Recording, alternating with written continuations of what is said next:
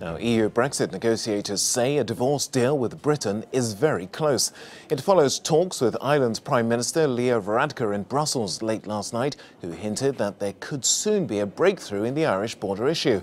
The EU said it was engaging with new proposals emerging in Britain on avoiding extensive border checks after Brexit.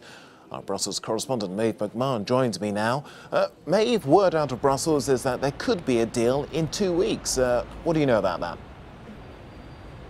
Well, absolutely. Ambassadors were briefed last night here in Brussels on that topic, and two people in the room told the Reuters news agency that there was a little glimmer of hope and there could be a deal in 2 weeks. But like all deals done in Brussels, nothing is agreed until everything is agreed. And I spoke to a couple of other officials in that room who didn't share that optimism. But one thing that they do share in common, and Donald Tusk, the head of the European Council, as well as the President of the European Commission, Jean-Claude Juncker, is that there is political will to get a deal done. And we saw Donald Tusk yesterday send a message to Theresa May. He said, look, the Tory conference is done and dusted. He said, I know what it's like to work in party politics. I've been there, but now it's time, he said, to get down to business. He also said he found it highly insulting, those comments by Jeremy Hunt comparing the European Union to the Soviet Union. He reckons they were not helpful at all, and he hopes that the UK negotiators will sit down and work hard in the next couple of weeks to make sure by the 17th of October, that's in about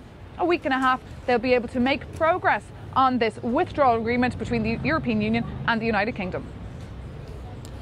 Maeve, following Varadkar's appearance in Brussels yesterday, this time it's the turn of the other political parties from Northern Ireland. What can we expect from those meetings?